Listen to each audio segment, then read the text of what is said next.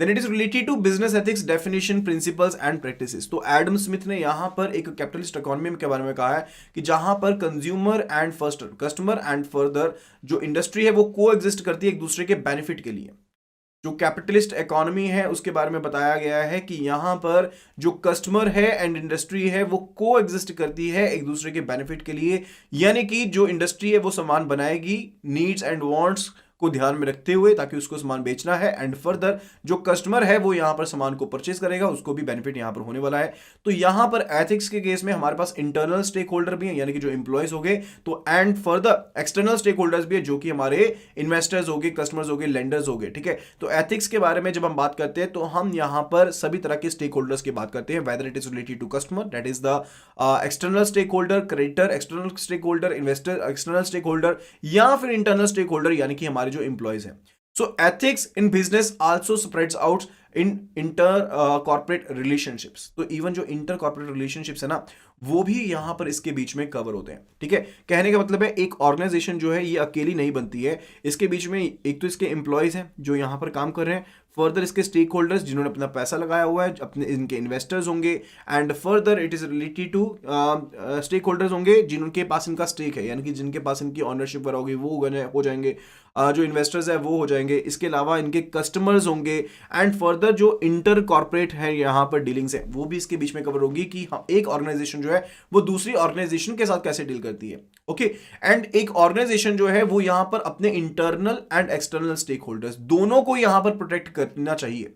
An organization must protect the interest of internal as well as the external stakeholders, and that therefore arises the need to have a proper corporate governance system in the place। तो एक proper आपके पास structure होना चाहिए, proper आपके पास एक thinking होनी चाहिए, policy होनी चाहिए कि किस तरह से आप उनके साथ डील करने वाले हैं। ठीक है, स्टेक होल्डर्स के साथ।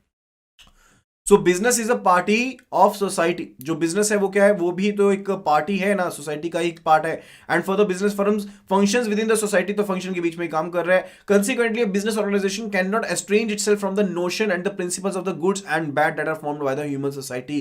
तो यहां पर एक ऑर्गेनाइजेशन जो है वो अपने आप को इस चीज से अलग नहीं कर सकती है कि क्या चीज सही है क्या चीज गलत है। तो मैंने आपको ये चीज बिल्कुल शुरू में बता दी थी कि ऑर्गेनाइजेशन जो है वो किसका पार्ट है, सोसाइटी का ही पार्ट है। तो सोसाइटी क्या चीज सही मानती है क्या चीज गलत मानती है, आपको उसके बारे में सोचना ही पड़ेगा, उसके हिसाब से ही आप यहां पर कामकाज कर सकते हैं। मान लीजिए कि अगर आप एक फैक्ट्री सेटअप करना चाहते हैं एंड आपकी फैक्ट्री में काफी पोल्यूशन भी होता है, तो ऐसा नहीं है कि आप यहां पर फैक्ट्री को शहर के बीचों बीच में लगा सकते हैं, ऐसा नहीं है, वो यहां पर अलाउड नहीं है। क्यों? क्योंकि सोसाइटी को नुकसान है उससे, क्योंकि सोसाइटी को नुकसान है तो यहां पर ऑर्गेनाइजेशन की एक रिस्पॉन्सिबिलिटी बनती है towards the society, towards its customer, towards its investors, towards its employees too, and further जिन दूसरी ऑर्गेनाइजेशन के साथ वो डील कर रही है ना सोसाइटी ऑर्गेनाइजेशन, उसके साथ भी उसकी कुछ रिस्पॉन्सिबिलिटी बनती है।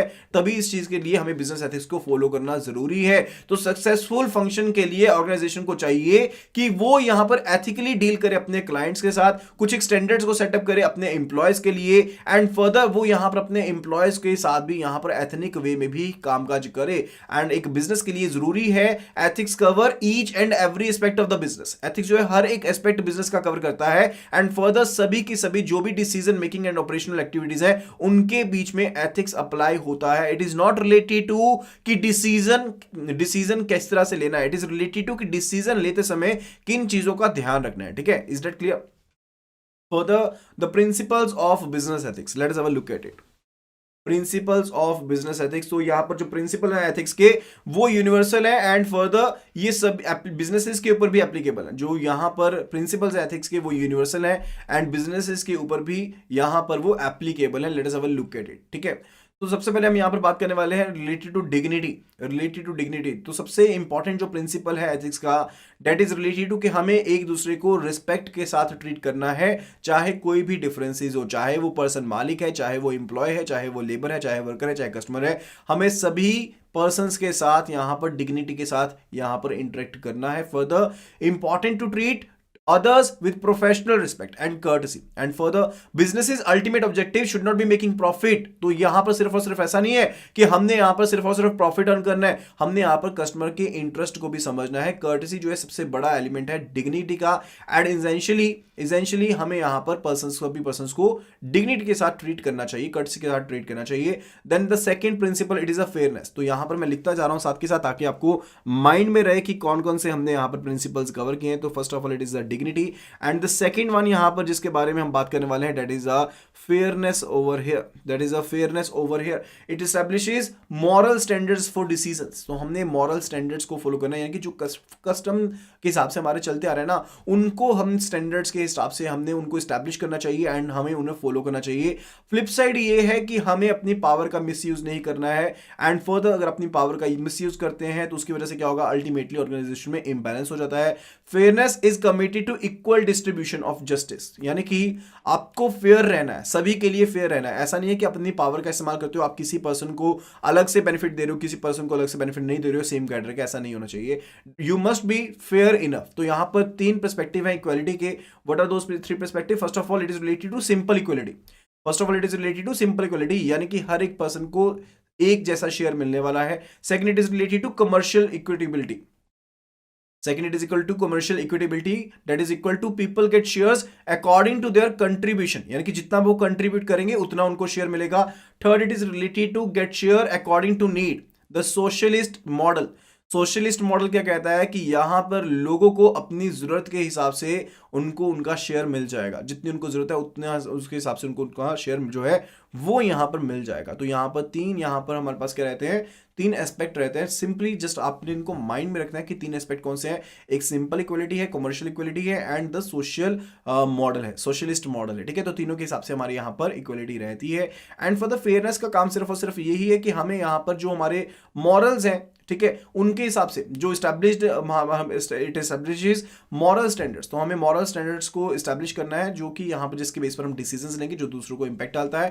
Fairness in competition provides level playing field. तो अगर हम यहाँ पर कंपटीशन में फेयरनेस की बात करते हैं तो हम बात करें बेसिकली कि हम यहाँ पर बिल्कुल सही तौर तरीकों से यहाँ पर बिजनेस करेंगे, बिल्कुल सही तौर तरीकों से बिजनेस करेंगे, यानी कि कोई भी गलत तरीके नहीं अपनाएंगे। That it is related to fairness over here.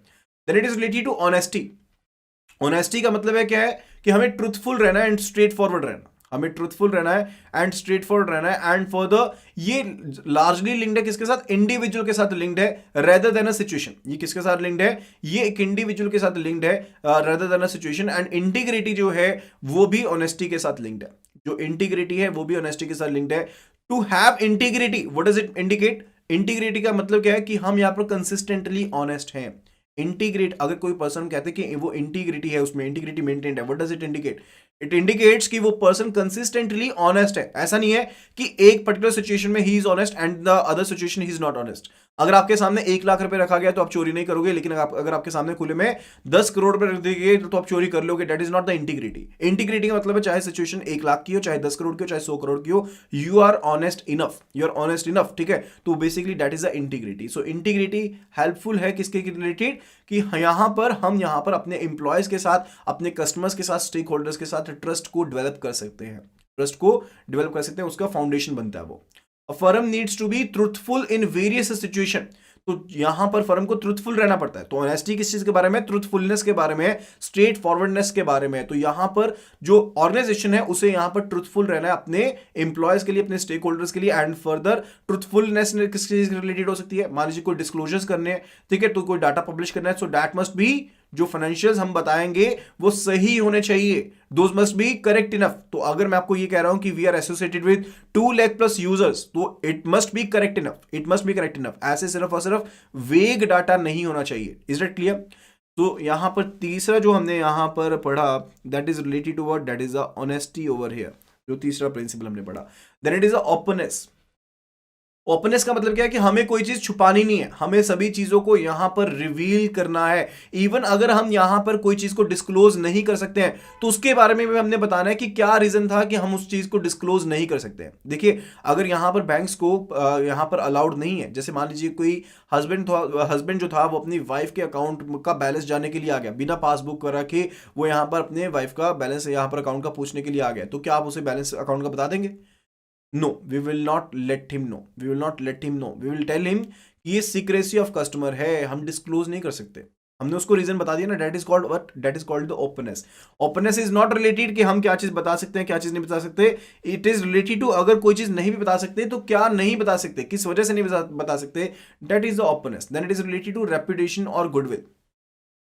तो गुडविल तो एक बहुत ज्यादा इंपॉर्टेंट एसेट है ना किसी भी कंपनी का, किसी ऑर्गेनाइजेशन का। अगर आपकी कंपनी की रेपुटेशन है, गुडविल है, डेफिनेटली आपकी ब्रांड वैल्यू है, ठीक है। तो बिजनेस को काम इस हिसाब से करना चाहिए कि उसे यहां पर अपनी गुड रेपुटेशन को बिल्ड करना है, and it's a time taking process. ऐसा नहीं है कि एक ही दिन में आप रातों रात आपकी गुडविल बन जाएगी, ऐसा नहीं होगा। आपको यहां पर लगातार मेहनत करनी पड़ेगी, लगातार मेहनत करनी पड़ेगी इस चीज के related. The business should not engage in any conduct जिसके साथ उसकी यहां पर जो रेपुटेशन है वो खराब हो, जिसके साथ उसकी रेपुटेशन जो है वो खराब हो। इवन अगर कोई क्राइसिस सिचुएशन होती है, अगर कोई क्राइसिस इवेंट होता है तो उसके केस में भी यहां पर करेक्टिव एक्शन लिए जा सकते हैं, and those must be taken, and those must be taken that is related to reputation and further goodwill. Then another one, it is related to what, it is related to prudence. तो यहाँ पर मैं लिख देता हूँ it is related to goodwill जो हमने यहाँ पर प्रिंसिपल कवर किया। Then after that it is related to prudence, जो यहाँ पर नेक्स्ट वन है, it is related to prudence. It is the ability of a business to make the right decision, कि हम कितना यहाँ पर सही डिसीजन ले पाते हैं, उसके बारे में है कि हम कितना सही डिसीजन ले सकते हैं। दैट इज कॉल्ड व्हाट, उसको ही हम यहाँ पर प्रूडेंस कहते हैं, which is gained over a period of time. तो हम अपने एक्सपीरियंसेस से, अपनी नॉलेज से इस चीज के बारे में सीखते हैं। तो that is basically what, that is यहाँ पर गुडविल की बात आई थी, उसके बाद हम यहाँ पर बात करने वाले थे रिलेटेड टू, हमने प्रूडेंस की बात की। Then it is related to concern for others, यानी कि हमारी सोशल रिस्पॉन्सिबिलिटी है। सेम चीज वहीं पर आ गई कि जो यहाँ पर बिजनेस है वो सोसाइटी में ही पनप रहा है, तो उसको यहाँ पर अपने जो साथ के पर्सन्स हैं, जो सोसाइटी है, उनको फॉलो करना पड़ेगा, उनके बारे में भी सोचना पड़ेगा, तो सोशल रिस्पॉन्सिबिलिटी भी बन जाती है। So these are the principles, तो these are the principles related to it. Okay, तो ये यहाँ पर प्रिंसिपल्स हैं रिलेटेड टू इट। तो यहां पर ध्यान से देखिएगा कौन कौन से प्रिंसिपल्स हैं। डिग्निटी है, dignity, fairness, honesty, openness, goodwill, prudence and further social responsibility. ठीक है, तो these are the principles related to what, these are the principles related to the ethics. तो आपको यहां पर इनका सभी का एक आइडिया होना चाहिए किन चीजों से रिलेटेड है। 1 मार्क क्वेश्चन में डेफिनेटली ये पूछे जा सकते हैं, अंडर द डिफरेंट डेफिनेशंस इनको पूछा जा सकता है।